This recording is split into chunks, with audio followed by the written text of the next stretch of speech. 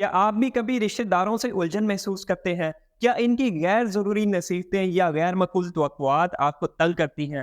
अक्सर लोग खानदानी मसाइल का सामना करते हैं। रिश्तेदार प्यारे ज़रूर होते हैं, लेकिन कभी-कभी इनके साथ बातचीत और मामलात मुश्किल हो जाते हैं। अस्सलाम वालेकुम दोस्तों, मैं एडवोकेट हमज़ा ज़ुल्फ़िकार। दोस्तों, हमारे कुछ ऐसे रिलेटिव्स होते हैं जिनको कोई पसंद नहीं करता है। वो मुँह पे कुछ और पीछे कुछ और कहने वाले लोग होते हैं। सबकी फैमिली में कुछ ऐसे रिलेटिव्स होते हैं जिन्हें हम अवॉइड कर रहे होते हैं। ये आजकल हर घर की कहानी है कि कुछ के लिए इनके रिलेटिव्स इरिटेटिंग बन जाते हैं, और यहाँ तक कि कुछ ऐसे भी होते हैं जो अपने रिलेटिव्स को देखकर भी चिढ़ जाते हैं और वो इनसे कोई वास्ता ही नहीं रखना चाहते। सोचने की बात यह है कि हम किस तरह इन रिश्तों को निभा सकते हैं और इनमें शुक्रगुजारी और खुशी का माहौल पैदा कर सकते हैं। रिश्तों को मजबूत बनाने के लिए हम कुछ आसान बातों पर अमल करके एक दूसरे के साथ बेहतर ताल्लुकात कायम कर सकते हैं। एक बात हमेशा याद रखिएगा कि गंदा पानी पीने के काम चाहे ना आए, लेकिन आग बुझाने के काम आ ही जाता है। आप सब चाहे अपने रिलेटिव्स को पसंद नहीं करते हैं, लेकिन इनसे रिश्ता खत्म नहीं करना चाहिए। इनसे बात करें, इन्हें रिस्पेक्ट दें, इन्हें इस बात का एहसास मत होने दें कि आपके दिल में इनके लिए कोई मैल है। गैर मौसर बातचीत अक्सर रिश्तों में दरार पैदा कर देती है। अक्सर औकात रिश्तों में फासले की वजह गुफ्तगू ना होना और गलत फहमियाँ होती हैं।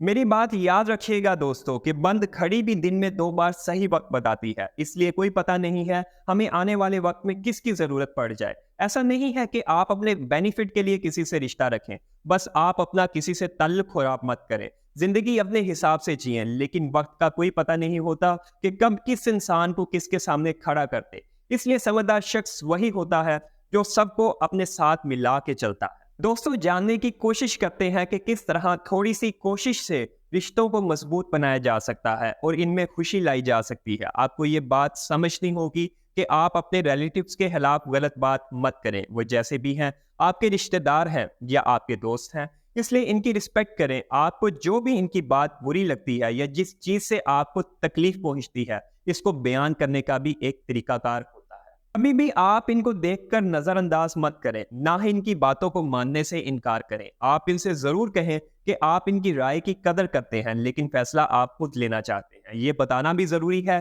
कि आप इनकी नसीहत को सुन रहे हैं और इस पे गौर भी करेंगे। इनकी तमाम बातें जरूर सुनें, फैसला अपनी समझ के हिसाब से ही करें। याद रखिएगा कि मजबूत रिश्ते ही एक खुशहाल जिंदगी की बुनियाद होते हैं। ये बात बहुत अहम है कि कभी भी आप अपनी फैमिली प्रॉब्लम्स, अपने घरेलू मुद्दे अपने रिश्तेदारों से शेयर मत करें और ना ही इन्हें घरेलू मुद्दों में बोलने का मौका दें।